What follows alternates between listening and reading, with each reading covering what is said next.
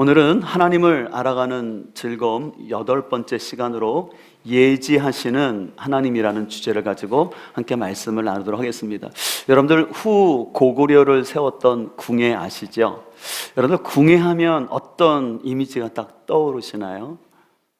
아마 드라마를 보신 분들은 그 애꾸눈의 그 궁예가 기억나실 거고, 또 궁예 하면 관심법 들으셨죠? 그 궁예는 자신이 살아있는 미륵, 살아있는 부처라는 생각 속에서 그가 초반기 때는 굉장히 용맹하게 나라를 잘 다스렸지만 후반기에 가면서 그의 어떤 집착적인 성격이 너무 강해짐으로 인해서 내가 사람들의 마음을 다 안다라고, 그래서 심지어는 자기 부인을 의심하게 되고, 그래서 그 두 아들까지 비참하게 죽였던 안타까운 모습을 보여주고 있습니다.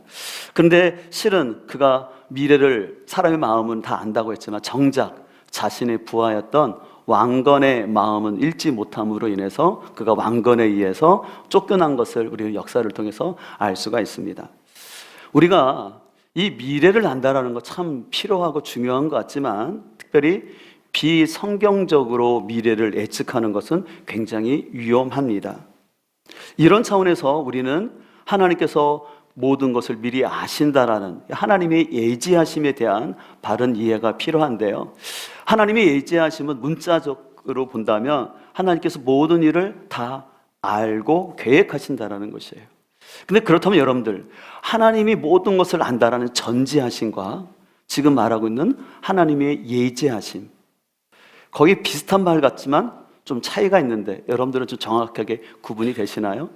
좀 여러분들이 이해를 돕기 위해서 제가 다시 한번 좀 설명을 드린다면, 이 하나님의 전지하심은요, 모든 것을 하나님께서 다 아시고 통치하시는 하나님이신데, 특별히 이 전지하심은 하나님의 속성이에요. 하나님의 모든 것을 아신다라는 하나님의 속성인 거고요. 예지는 이 전지를 좀 더 구체적인 차원에서 하나님께서 모든 사건과 일을 아시고 그것을 행할 수 있는 능력이 있다라는 의미로 전지와 약간 구분이 되어집니다. 근데 그래서 우리가 하나님이 모든 것을 아신다라는 그 예지를 표현할 때는 두 가지 전제 사건이 있어야 돼요. 이것을 두 가지가 충족돼야지만 하나님의 전지함이라는 거예요. 첫 번째 충족 조건은 뭐냐면요, 하나님의 예지는 우리 인간에게 주신 선택과 자유의지와 충돌되지 않는다라는 것이에요. 이것은 뭐냐면 하나님이 모든 것을 아시고 결정하셨다고 해서 우리 인간의 자유의지가 훼손되지 않는다라는 것이에요. 이런 말씀 보게 되면 신명기 30장 19절을 보면 이렇게 말씀하고 있어요. 내가 오늘 하늘과 땅을 불러 너희에게 증거를 삼노라. 내가 생명과 사망과 복과 저주를 내 앞에 두었은즉 너와 내 자손이 살기 위하여 생명을 뭐하라고 되어 있습니까? 택한다라는 것은 뭐예요? 선택권이 우리에게 있다는 거예요. 내가 선택할 수도 있고 안 할 수도 있다. 그래서 선택권을 하나님 우리에게 주셨다라고 말씀합니다. 두 번째로 하나님의 예지하심은요, 하나님의 공의하심, 하나님의 정직하심, 하나님의 사랑과 자비, 이런 속성들과 충돌하지 아니하고 이것들이 다 조화롭게 이루어진다라는 것이에요. 그런 차원에서 하나님께서 누구를 알고 택정하셨던 걸로 인하여서 그것이 불공평한 거거나 어떤 사람에게 억울함으로 작용하지 않는다는 사실들을 여러분들이 먼저 잘 기억을 하셨으면 좋겠습니다. 근데 문제는 우리 가운데서 이런 하나님의 예지하심을 잘못 오해하게 되면은 어떤 모순이, 어떤 신앙의 잘못이 나타날 수 있냐면, 하나님이 모든 것을 아시고 결정하셨기 때문에 운명론에 빠져요. 심지어는 하나님이 누구는 구원받고 누구는 구원받지 않을 거라고 선택했기 때문에 우리가 전도할 필요가 없다라고까지 생각을 해요. 그래서 실제로 교회사 가운데 보면요, 고등 칼빈주의라고 해서 하나님의 절대 주권을 강조하는 그 교리가 너무 오용됨으로 인해서 어떤 사람들은 어차피 하나님이 구원할 사람은 작정했으니까 우리가 전도하지 않아도 된다라고 생각하는 그런 오류도 있었습니다. 또 한 가지, 우리가 하나님의 예지하심을 잘못 오해할 때는요, 하나님이 뜻하신 것을 찾아야 된다라는 생각 속에서 매사 나를 향한 하나님의 뜻이 무엇인지를 찾기 위해서 예민하고, 또 예민함이 안달형으로 변하여서 신앙의 자유함이 없이 모든 매사에 하나님의 뜻이 긴 거냐 아닌가, 하다못해 뭐 어디 여행을 갈 때 뭐 비행기를 어느 것 탈 것까지도, 어느 시간을 아는 것까지도 하나님의 뜻을 찾기 위해서 너무 예민하게 반응하는 경우가 있는데, 그건 역시도 성숙한 반응은 아니라는 것이에요. 이런 차원에서 오늘 우리가 함께 읽은 로마서 이 8장 29절과 30절의 말씀은요, 하나님의 예지하심의 목적이 어디에 있는지를 잘 설명하고 있는데요, 우리 같이 한번 보도록 하겠습니다. 로마서 8장 29절에 보면, 하나님이 미리 하신 자들을 또한 그 아들의 형상을 본받게 하기 위하여 미리 정하셨으니 이는 그로 많은 형제 중에서 맏아들이 되게 하려 하심이라.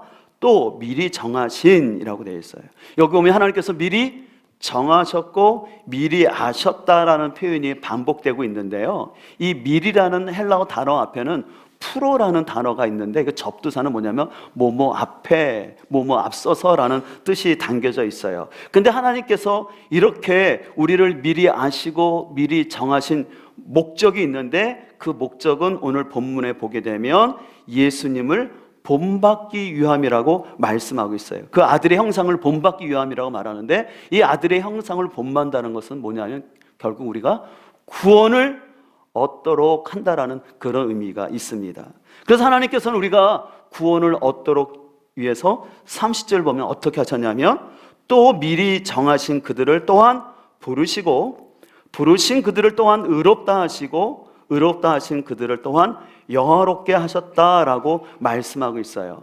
여러분들, 지금 읽어드렸던 아까 제가 말했던 미리 아셨다, 미리 정하셨다, 그리고 그들을 부르셨다, 의롭게 하셨다, 영화롭게 했다라는 동사는 5개 동사인데요, 그것이 좀 어려운 표현이지만 헬라어로 부정과거라는 헬라 동사예요. 이 부정과거라는 동사의 특징은 뭐냐면요, 한 번의 과거의 선택이, 그 결정이 이후에 계속해서 영향을 미친다라는 것이에요. 이 의미는 뭐냐면, 하나님께서 이미 우리를 아시고 작정하심으로 인하여서 그 하나님의 작정과 은혜 때문에 우리를 부르셨고, 부르신 우리들을 의롭게 하셨고, 또 의로워진 우리를 마지막에 주님이 재림하실 때 영화롭게 하신다라고 말씀을 하는 것입니다. 그래서 오늘 로마서를 보게 되면요, 하나님의 미리 아심이라는 것은 우리의 구원과 관련해서 말씀하시는 거예요. 하나님이 우리를 이미 아시고 이미 작정하셔서 우리가 구원을 받는다라는 의미에서 예지가 사용되었어요. 그래서 다른 성경에도 보게 되면 사도행전 2장 23절을 보면, 그가 하나님께서 정하신 뜻과 미리 아신 대로 내준 바 되었거늘 너희가 법 없는 자들의 손을 빌려 십자가에 못 박혀 죽였다라고 말씀하고 있어요. 근데 예수님의 십자가 사건은 하나님이 이미 정하셨고 이미 아셨다라는 것이에요. 자, 더 나아가서 베드로전서 1장 1절에 이렇게 말씀합니다. 곧 하나님 아버지의 미리 아심을 따라 성령이 거룩하게 하심으로 순종함과 예수 그리스도의 피 뿌림을 얻기 위하여 택하심을 받은 자들에게 편지하노니 라고 되어 있어요. 오늘 베드로 사도는요, 성부 하나님께서 이미 아셨다라는 것이에요.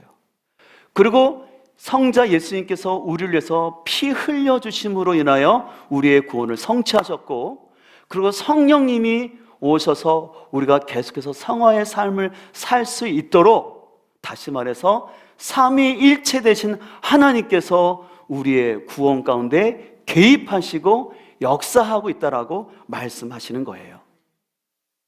우리는 이상과 같은 말씀을 통해서 우리가 기억해야 될 것은, 하나님이 예지하셨다라는 것은 단순히 우리가 어떤 선택을 하고 행동을 할 것을 다 안다라는 개념이 아니라, 성경에서 하나님이 미리 아신다라는 것은 우리의 구원을 하나님이 미리 결정하셨고 은혜로 이 구원을 성취하셨다는 의미로 사용됐다는 것을 꼭 기억을 해야 합니다. 여러분들, 이런 차원에서 하나님이 예지하시면요, 내가 어떤 학교를 가고 내가 어떤 직장을 가고 또 어떤 사람과 결혼할 것을 다 아시고 결정하셨다는 의미가 아니에요. 다시 한번 잘 기억할 것은, 하나님께서 이미 아셨다라는 것은 뭐냐면 우리의 구원을 결정하신 하나님께서 그것을 따라서 이미 아시고 구원을 성취하셨다라고 말했을 때 그것이 하나님의 예지하심이라고 말씀한다라는 것이에요. 그렇기 때문에요, 하나님의 예지하심은 우리를 어떤 운명론에 빠뜨리거나 아니면 로봇처럼 만들어서 무기력한 존재로 또 무기력하게 신앙생활을 하도록 하는 것이 아니라는 사실을 우리가 잘 기억을 해야 합니다. 그렇다면 하나님이 우리를 미리 선택하시고 우리를 구원하셨다는 이 구원의 진리를 알게 될 때 과연 우리는 어떻게 살아야 할까요? 오늘 본문을 통해서 우리는 다시 한번 더 깊이 생각해 볼 필요가 있는데, 오늘 로마서 8장 29절과 30절은 우리가 지난주에도 살펴본 것처럼 이 구원의 문제를 다루고 있어요. 제가 늘 강조하지만 여러분들 성경을 보실 때는요, 어떤 특정 구절에만 보지 마시고 꼭 전후 앞뒤 문맥을 통해서 성경을 해석하는 훈련들을 해야 돼요. 그런 의미에서 여러분들 로마서 8장 16절을 볼까요? 앞으로 넘기셔서 거기 보면 로마서 8장 16절에 성령이 친히 우리의 영과 더불어 우리가 하나님의 자녀인 것을 증언한다고 말씀하십니다. 그래서 17절, 자녀이면 또한 하나님의 상속자가 되었다라고 말합니다. 그래서 하나님의 상속자가 되었고 그리스도와 함께 한 상속자가 되었어요. 그래서 우리가 예수님과 함께 영광을 받기 위하여 무엇도 같이 받는다고 했어요? 예, 고난도 있다라는 거예요. 여러분, 그래서 우리가 하나님의 은혜로 하나님의 자녀가 되었고 상속자가 되었는데 구원의 영광뿐만 아니라 우리 예수님이 우리에게 구원을 위해서 십자가의 고난을 겪으셨던 것처럼 우리에게도 고난이 있다는 거 없다라는 거예요. 있다라는 것이죠. 근데 그 고난이 실은 잠깐이 아니라 여러 번 반복될 수 있다라는 거예요. 그래서 18절은 말합니다. 생각하건대 현재의 고난은 장차 우리에게 나타날 영광과 비교할 수 없다라고 얘기하면서 우리 삶 가운데 고난이 있기 때문에 그 고난을 우리가 계속해서 이기면서 구원을 성취할 수 있도록 26절에 이와 같이 성령도 우리의 연약함을 도우시나니 우리는 마땅히 기도할 바를 알지 못하나 오직 성령이 말할 수 없는 탄식으로 우리를 위하여 친히 간구하신다라는 거예요. 그래서 우리로 하여금 어떤 고난 속에서도 하나님께서 우리에게 주신 이 구원의 은총을 잃어버리지 아니하고 끝까지 믿음의 경주를 할 수 있도록, 그래서 시련은 때로는 시련과 고난을 통해서 그것이 협력하여서 우리의 구원을 완성하도록 하나님께서 함께 하신다라고 말씀하는 것입니다. 자, 그렇게 이제 말씀을 한 가운데서 이제 오늘 본문은 우리의 구원은 그렇기 때문에 우리의 어떤 선함이나 우리의 노력으로 이루어진 것이 아니라 전적인 하나님의 선택과 은혜였다라고 강조를 하는 거예요. 자, 그래서 8장 3절을 볼까요? 또 미리 정하신 그들을 또한 부르시고 부르신 그들을 또한 의롭다 하시고 의롭다 하신 그들을 또한 영화롭게 하셨다라고 말씀하고 있어요. 여러분, 근데 여기서 우리를 부르시고 의롭다 하시고 영화롭게 하시는 주체가 누구죠? 그렇죠, 하나님이에요. 하나님이 우리를 미리 하셨고 정하셨고 부르셨고 의롭다 하셨고 영화롭게 하시는 분이 하나님이라는 것이에요. 그래서 이것을 다른 말로 하면 성화의 구원, 우리가 칭의의 구원부터죠. 하나님 우리를 부르셨다, 그래서 의로워졌다, 그래서 칭의의 구원, 그 다음에 우리가 예수님을 닮아가면서 거룩해지는 성화의 구원, 영화의 구원을 이루는데 이것이 누구에 의해서 이루어진다는 거예요? 하나님에 의해서 이루어진다는 것이에요. 간혹 어떤 사람들은 칭의는 하나님의 은혜이고 성화부터는 내가 노력해서 성화를 이루는 것처럼 표현하는 것도 있지만 아니에요. 우리의 칭의와 우리의 성화와 우리의 영화는 전적인 하나님의 주권과 섭리 안에서 이루어지는 거예요. 근데 여러분들, 이렇게 하나님 우리를 부르셨고 의롭게 하셨고 영화롭게 하시는데 이 일 가운데 우리가 한 일이 있습니까? 없습니까? 예, 우리가 한 일은 아무것도 없어요. 그래서 이것을 전적인 은혜라는 것이에요. 우리의 어떠함이나 어떤 노력도 없이 오직 하나님의 그 은혜로 인해서 우리가 구원받은 것입니다. 근데 문제는 지금 여러분들이 예수 그리스도로 인해서 거룩하여졌는데 온전한 삶을 살고 있느냐라는 것이에요. 과연 나는 지금 하나님과 동행하면서 하나님의 거룩함을 이루고 있느냐라고 생각했을 때 우리의 모습을 보면 결코 아닌 것을 알 수 있지 않습니까? 여전히 우리는 항상 불평하기를 좋아하고 쉬지 않는 죄의 유혹 가운데 있으면서 늘 우리는 범사의 시험들 준비를 하고 있죠. 그래서 조금만 마음이 안 들어도 그냥 시험 받았다는 말을 너무나 우리는 자주 하는 것이 우리예요. 근데 그런 우리를 향해서 하나님은 의롭다 하시고 그리고 영화롭게 하실 거라고 말씀하시는 거예요. 그래서 하나님께서 창세전에 우리를 아시고 구원하여 택하셨기 때문에 우리의 구원은 흔들 수가 없는 하나님의 은혜인 줄 믿습니다. 나의 어떠함 때문에 이 구원은 결코 흔들릴 수가 없는 것입니다. 비록 넘어지고 연약한다 할지라도 하나님이 작정하신 그 아들 예수 그리스도의 보혈의 피로 구원받았기 때문에 우리는 의로운 존재가 되었고 앞으로 영원롭게 될 줄 믿습니다. 저는 여러분 가운데 이런 구원의 확신과 감격이 있기를 주님으로 축복합니다. 그렇다면 여러분이 주님께서 주신 이 구원의 확신과 축복을 여러분들이 분명히 안다면 우리는 다음과 같은 말에 주눅들지 말아야 돼요. 어떤 말이냐면 당신 예수 믿는 사람 알아? 예수 믿는 사람 왜 그래? 라는 그런 말 들을 때 여러분들이 너무 주눅들지 않았으면 좋겠어요. 여러분에게 당신 예수 믿는 사람이 왜 그래? 라고 말하는 사람이 길거리를 지나는 사람입니까? 아니면 여러분을 잘 아는 지인이나 가족입니까? 지인이고 여러분의 가족 식구들이죠. 그래서 특별히 믿지 않는 남편들이 하는 말이 있죠. 당신 그럴 것 같으면 교회 다니지 말라고. 당신 그렇게 교회 다닌다는데 왜 그러냐고. 왜 당신 여전히 화를 내고 여전히 짜증내는데 당신 그럴 것 같으면 교회 가지 말라고. 또 그 말 들으면 괜히 또 맞는 것 같아서 실족하는데 그러지 마시라는 거예요. 우리가 제자훈련 중에 있는데요. 그 제자훈련 시간에 나눈 얘기인데 이렇게 농담으로 이렇게 나눈 얘기지만 우리 제자훈련을 열심히 하고 계신 지사님이 계시는데 가끔 그 어머니가 자꾸 지사님한테 이런대요. 너 이러면 목사님께 이른다. 그런 말을 한다라는 거예요. 야, 너 교회 다니는 애가 뭐 그러니? 그런 식으로 너 그렇게 하면 목사님께 이른다라고 얘기를 한다라는 것이에요. 그래서 제가 그 얘기를 하면서 이르라고 하세요. 왜냐하면 제가 볼 때는 그 집사님 너무나 잘하고 계시는데 너무 훌륭하게 잘하고 있는데 그런 말 하면 아닌 거죠. 그래서 저는 그 만나면 아니에요. 지금 너무너무 잘하고 있습니다. 이 정도면 최고로 잘하고 있습니다. 여러분들 그거 있잖아요. 부모가 볼 때는 다른 사람이 볼 때는 우리 아이가 못한다고 할지라도 부모 볼 때는 기특한 거 아니겠습니까? 그럼 어떻게 새 가족인데 저 정도 수준에 있을까? 여러분 담임 목사님이 아니라서 그런 감동이 없어 본다는데요. 아니 진짜 그래요. 저분 상황이면 그렇게 신앙생활하기 참 어려운데 이렇게 믿음이 자라기 어려운 상황임에도 지금 그 정도 하는 게 너무 기특한 거예요. 너무너무 잘하고 있는 거예요. 그래서 A뿔로 잘하고 있는데 자꾸 옆에서 너는 C다 D다 말하면 그 말을 듣는 부모 입장이 어떻겠어요? 속상한 거잖아요. 우리 하나님도 그래요. 그래서 혹시 여러분들 누가 또 담임 목사한테 이르라고 하세요. 우리 목사님은 내 편일걸요? 그렇게 얘기하시라는 거예요.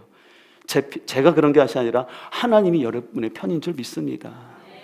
하나님 우리를 구원하신 것은 나의 어떠함과 어려움 때문에 그런 것이 아니라 하나님의 사랑으로 우리를 작정해주고 구원해줬기 때문에, 그리고 하나님의 자녀가 되었기 때문에 우리가 연약할지라도 우리 하나님 우리를 붙잡아서 계속해서 성화의 구원, 영화의 구원을 이루게 할 줄 믿습니다. 그런 의미에서 믿지 않는 배우자가 여러분을 향해서 무엇보다 사단이 여러분을 참소하는 게 많거든요. 사단은 말해요. 너 그러면서도 네가 어떻게 교회에 예배할 수 있니? 내가 너의 속마음을 아는데, 네가 어떻게 말하는 걸 내가 다 알고 있는데 너는 참 위선적이지 않니? 너 그러면서 이렇게 교회 봉사한다고 거기에 나가 있니? 근데 그런 사단의 참소에 여러분들 주눅들지 않기를 소망합니다. 우리는 예수 그리스도 안에서 하나님의 자녀가 있고 상속자가 되었기 때문에 그런 사단의 참소를 이겨낼 수 있기를 소망합니다. 그래서 사단이 여러분을 참소할 때마다 고백하세요. 나의 의로움으로 구원받은 것이 아니라 우리 구주 예수 그리스도의 보혈로 나는 의로움 되었기 때문에 나를 정죄할 수 없다라고 그 고백할 수 있게 소망합니다. 다음으로 우리가 또 생각할 것은 우리의 구원을 향한 이런 완벽한 하나님의 예지하심을 알 때 우리는 우리 일상 속에서 선택에 대한 결과의 두려움을 벗어나서 자유로움을 가지고 나가기를 소망합니다. 우리 여기 아직 결혼 안 한 우리 청년들이 있어서 질문한다면, 여러분들은 또 여러분 아직 결혼 안 한 자녀의 배우자를 하나님이 딱 정하여 준 사람이 있다고 생각하십니까? 근데 많은 사람들은 이 하나님의 예정하심을 잘못 오해하게 되면은 하나님께서 나에게 딱 정해놓은 배우자가 있어서 그 배우자를 못 찾으면 내 인생이 실패하는 걸로 오해하는데 그렇지는 않다라는 것이에요. 그래서 이런 하나님의 예지 교리를 잘못 이해하는 대표적인 케이스가 지금 말씀드린 이런 거예요. 하나님이 예비하신 배우자가 있으니까 그냥 기다리고 있으라고. 또 반대로 하나님이 예비하신 배우자를 찾아야 된다고, 열심히 찾아야 된다고 라고 얘기하는데 그건 굉장히 좀 건강하지는 못합니다. 여러분, 배우자 선택은요, 저는 그렇게 생각해요. 성경을 보더라도 그것은 하나님 우리에게 자유의지를 주신 거예요. 그래서 하나님이 주신 자유의지를 가지고요, 나의 비전과 하나님이 나에게 주신 비전과 또 본인의 성향이나 기질 또 자신의 가치관에 맞는 배우자를 찾는 거죠. 또 기도하면서 찾는 겁니다. 그래서 기도하면서 선택하면 되는 것이죠. 단 우리는 그리스도인으로서 믿지 않는 자와 멍에를 같이 매지 말라고 하셨기 때문에, 이건 너무나 중요한 가치관의 차이이기 때문에 그 부분을 이겨낼 수 있도록 노력하는 것이죠. 그리고 결혼을 했다면 이것은 하나님이 짝지어 주신 것이기 때문에 나눌 수 없다라는 마음을 가지고 어려움과 환란이 있더라도 그 가정을 지켜가는 것이 저는 그리스도인의 자세라고 생각합니다. 이번 이 같은 차원에서 여러분의 진로와 직장도 마찬가지라고 생각합니다.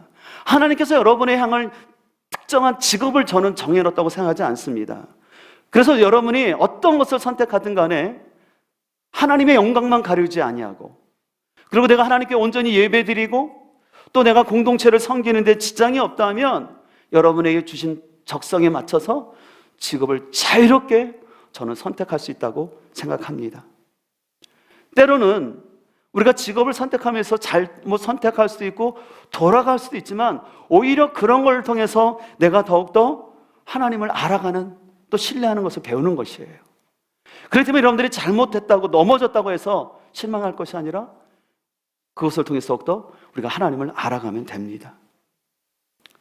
여러분, 이런 차원에서 우리 부모님 역시도요, 여러분의 자녀의 진로나 결혼에 있어서 너무 걱정하거나 내가 원하는 방식대로 자녀들을 이끌려 하지 마시고요, 하나님께 기도하면서 그 자녀가 바른 선택을 할 수 있도록 기도해 주시고 후원해 주시는 것이 저는 부모의 역할이라고 생각합니다.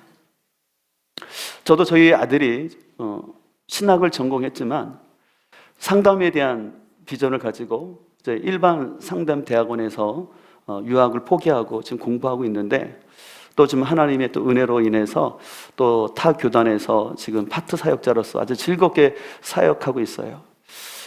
제가 실은 아버지로서 좀 아쉬운 마음이 있었어요. 왜냐하면 그래도 우리 교회가 아직은 어려우니까 좀 모 교회에서 좀 더 섬겼으면 하는 마음이 있었지만 그 아이의 또 나름대로 생각과 또 그 아이의 경험 속에서 결단한 부분이기 때문에 제가 줄 수 있는 것은 그 아이를 위해서 기도해 주고 또한 그가 잘 용기 있게 선택할 수 있도록 격려해 주는 게 저는 부모의 역할이라고 생각하는데, 여러분의 자녀를 향해서도요, 우리는 우리 자녀들을 사랑하기 때문에 아이들이 혹시 실수하거나 넘어질까 돌아갈까 걱정하는데, 오히려 그런 것들은 우리가 오히려 하나님께 맡기고 우리 자녀들이 하나님을 신뢰하면서 용기 있게 선택해 나갈 수 있도록 지지해 주는 우리 부모님이 됐으면 좋겠습니다.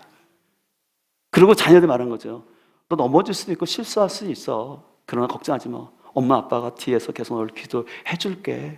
그런 용기를 부어 넣어주는 그런 부모님이 됐으면 좋겠습니다. 그런 차원에서 로마서 오늘 8장 38절은 이렇게 말씀하고 있습니다. 내가 확신하노니 사망이나 생명이나 천사들이나 권세자들이나 현재일이나 장래일이나 능력이나 높음이나 기쁨이나 다른 어떤 피조물이라도 우리 주 예수 그리스도 안에 있는 하나님의 사랑에서 끊을 수 없으리라. 아멘. 여기서 권세자들이라는 것은 영적인 존재, 사단을 말하는 거예요. 심지어는 사단이 우리를 향해 공격할지라도, 사단이 우리의 약점을 가지고 공격할지라도 하나님 말씀하세요. 그 어떤 피조물이라도 우리와 하나님의 사랑에서 끊을 수 없다라고 말씀하시는 것입니다.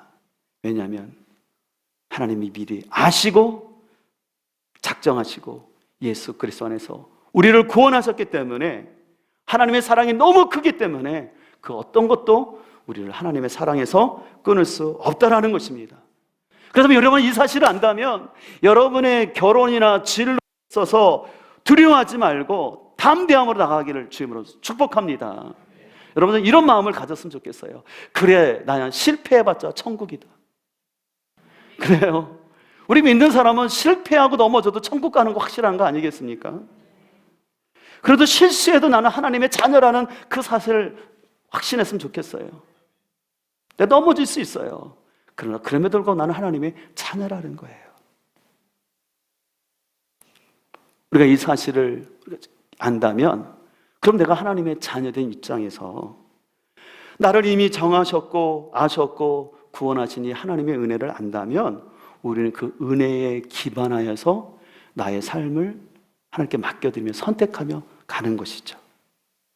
그래서 나를 구원하시기 위해서 예수 그리스도께서, 또 성령님께서 역사하신 이 놀라운 삼위일체 하나님께서 이루신 이 구원의 간격을 안다면 나의 결혼이나 내 진로에 대해서 성급하게, 무엇보다 내 욕심을 가지고 내 감정대로 선택하는 것은 하나님께서 원하시는 삶이 아니라는 것이죠. 그것을 너무나 잘 아시고 야고보 사도는 야고보서 4장 13절 이하에서 다음과 같이 말씀하는데요, 공동번역으로 이렇게 말씀하고 있습니다. 오늘이나 내일쯤 아무 도시로 가서 1년 동안 거기에 지내면서 장사를 하여 돈을 벌어보겠다 하는 사람들에게 한마디 합니다. 당신들은 내일 당신들의 생명이 어떻게 될는지 알지 못합니다. 당신들은 잠깐 나타났다가 사라져버리는 안개에 지나지 않습니다. 그러므로 당신들은 만일 주께서 허락해 주신다면 우리는 살아가며 이런 일 저런 일을 해보겠다고 하고 말해야 할 것입니다. 그런데도 당신들은 지금 허영에 들떠서 장담을 하고 있습니다.